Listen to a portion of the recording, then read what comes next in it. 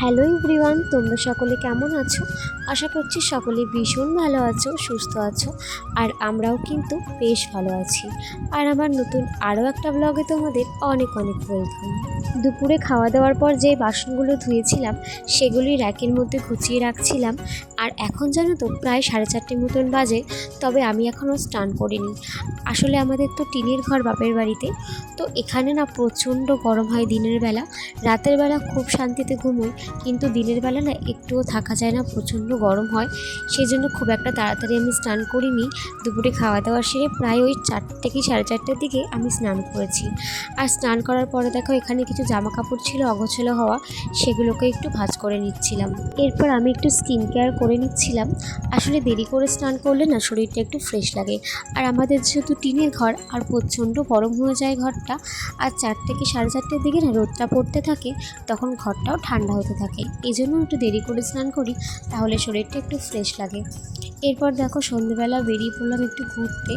অনেক দিন দুই বান্ধবী মিলে ঘুরতে যাই না, তাই ভাবলাম আজ একটু ঘুরতে যাই। আর অনেকক্ষণ ওয়েট করছিলাম, কোনো গাড়ি আসছিল না। তো প্রায় 1 ঘন্টা ওয়েট করার পর একটা গাড়ি এলো। আর তারপর দেখো বাজারে চলে এসেছি। তো আমার ফ্রেন্ড বললো একটু আইব্রো প্লাক করবে, সেজন্য ও চলে গেল পার্লারে। আর আমি এখানে দাঁড়িয়ে দাঁড়িয়ে তোমাদেরকে দেখাচ্ছিলাম। আর সামনে একটা বড় ঠাকুরের মন্দির আছে, সেখানে না পুজো হচ্ছিল, সেটাই তোমাদেরকে আমি দেখাচ্ছিলাম। পার্লারের কাজ আমাদের খুব তাড়াতাড়ি মিটে গিয়েছিল, তাই দুজন মিলে ভাবলাম যে আজ যখন একটু বাড়ি থেকে বেরিয়েছি তাহলে একটু ট্রেন্ডস থেকে ঘুরে আসি। তো আমার ছেলেকে না সাথে করে নিয়ে এসেছি, কারণ ও একদমই কারোর কাছে থাকতে চায় না, আর আমাকে না দেখলে ভীষণ কান্নাকাটি করে। তো ভাবলাম যে ওকে সাথে করে নিয়ে যাই। আর আমি এখানে ট্রাউজার প্যান্টগুলো দেখছিলাম, ভীষণ ভালো লাগছিল। আমার ফ্রেন্ডও ওখানে সেটাই দেখছিল। আর আমার ছেলেকে দেখো, ও একদম চুপ করে রয়েছে।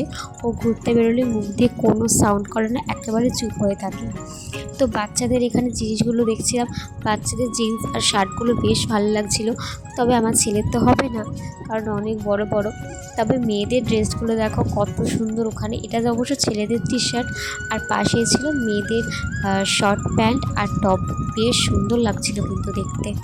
এরপর দোতলায় চলে এলাম, আর এটা অবশ্য ছেলেদের স্টেশন। তো ভাবলাম যাই গিয়ে দেখে আসি কেমন কি কালেকশান আছে। আর এখানে শার্টগুলো কিন্তু ভীষণ ভালো লাগছিলো, আমার তো ভীষণ ভালো লাগছিলো, কারণ এই টাইপের শার্ট পরলে খুব ভালো লাগে। আর ওর এখানে জামাটা পছন্দ হয়ে গেছিলো, সেজন্য দেখছিল।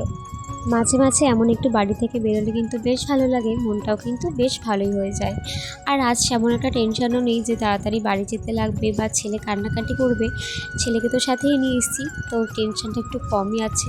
তারপর এখানে 3জন মিলে একটু ফটো ভিডিও নিচ্ছিলাম, আর এখানে তোমাদের দেখাচ্ছিলাম ছেলেদের এই ট্রাউজারগুলো কত সুন্দর লাগছে। তো টাইম কিন্তু অনেক হয়ে গেছে, একদমই বুঝতে পারিনি, ঘুরতে ঘুরতে অনেকটাই টাইম বেরিয়ে গেছে। তো বাড়িও যেতে লাগবে, সেজন্য এখন বেরিয়ে পড়লাম বাড়ি যাওয়ার জন্য। আর আমার ছেলেকে দেখো, ও কিন্তু সব সময় ওর মিমির কোলে কোলে ঘুরছে, আর একটু কান্নাকাটি করছে না। আমি যেমন ঘুরতে ভালোবাসি, আমার সোনাও কিন্তু আমার মতনই ঘুরতে ভীষণ ভালোবাসে। আর তারপর চলে এলাম এই দোকানে কিছু কিনবো বলে। তো এখানে কিছুই সেমন পছন্দ হয়নি, তো অন্য একটা রেস্টুরেন্টে গেছিলাম কিনতে। আর এদিকে আমার ছেলে একদম ঘুমিয়ে পড়েছে, সেজন্য একটু তাড়াতাড়ি করছিলাম। তারপর এখানে আমাদের খাবার কেনাও হয়ে গেল। এখন চলে যাব আমরা বাড়িতে।